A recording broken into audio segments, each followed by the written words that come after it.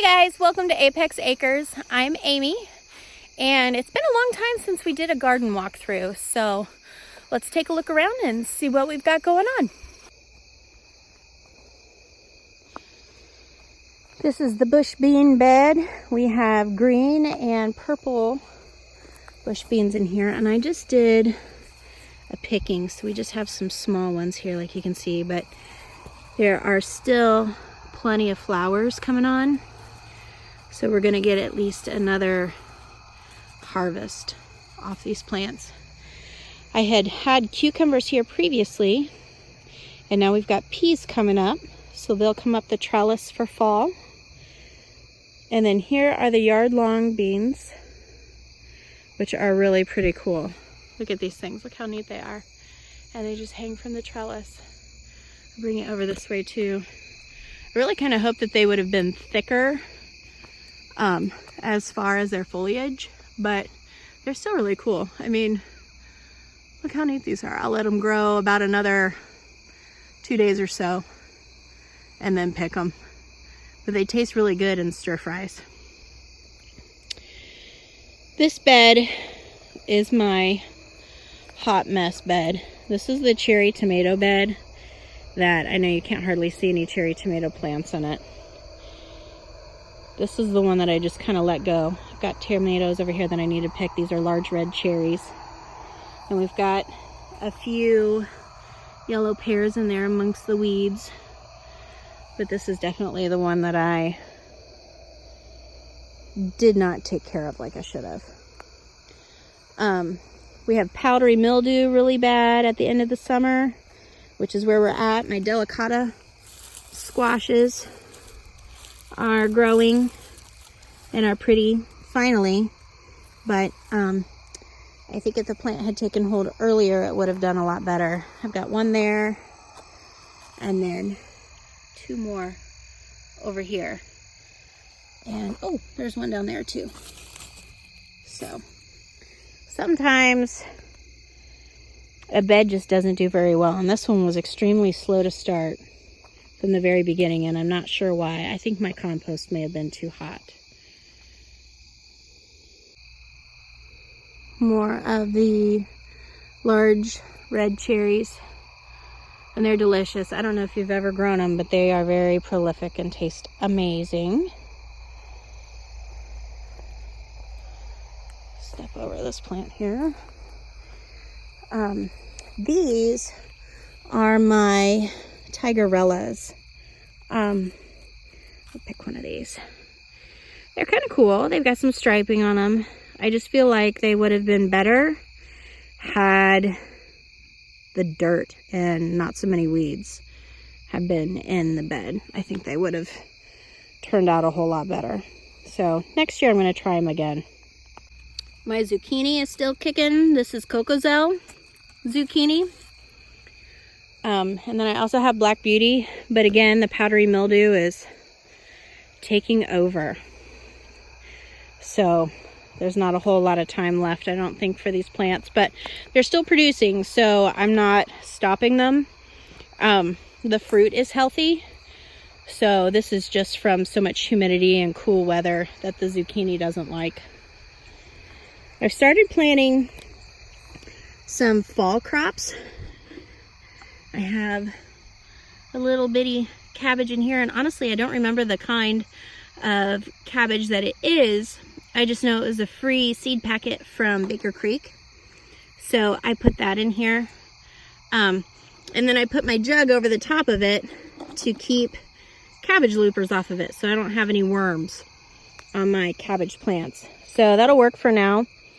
But I've also gotten some mesh to put over top to keep the cabbage looper butterflies out. They're the cute little yellow ones that fly around that everybody loves seeing all over the yard. But they're also the ones that lay the worms that eat up all the cabbage and broccoli and cauliflower.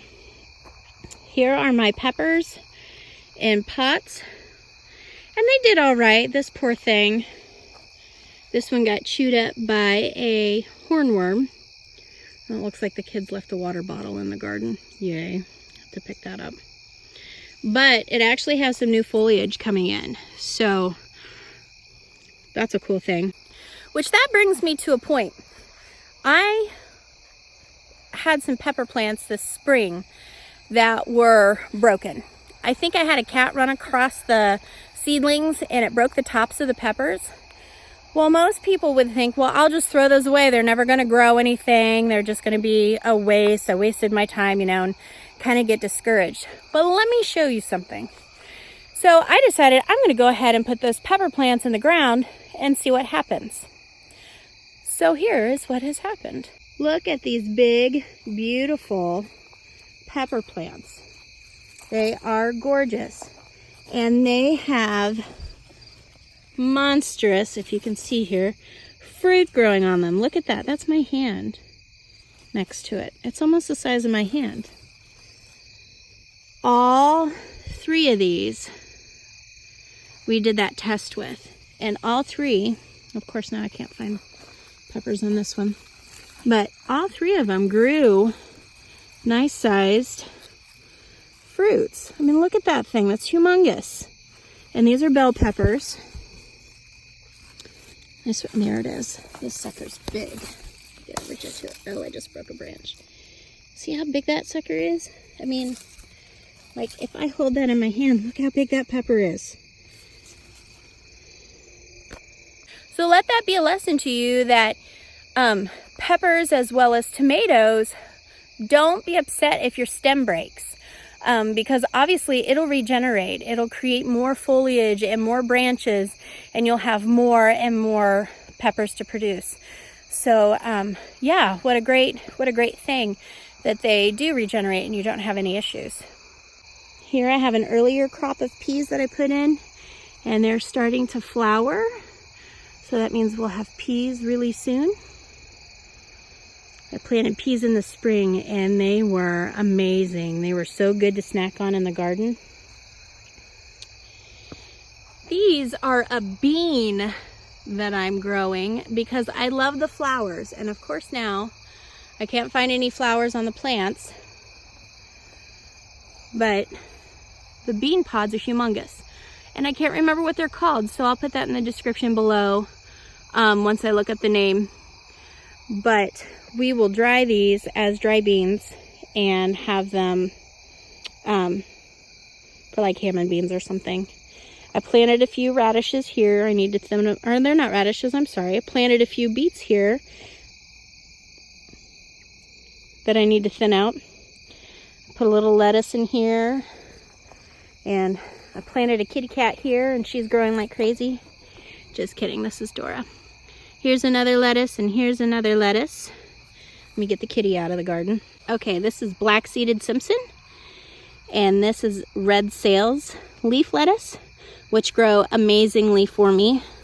And boy, I tell you, if I could eat clover, I have a huge bounty of clover.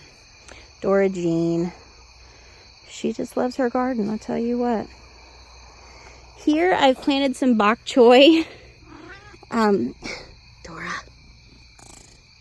I planted some bok choy, but for some reason it all settled over here. We got some rain the day after I planted the seeds, and they're all settled there. So I think I'm going to separate them out and try to spread them out around the round pot so that they're not just all growing in one spot.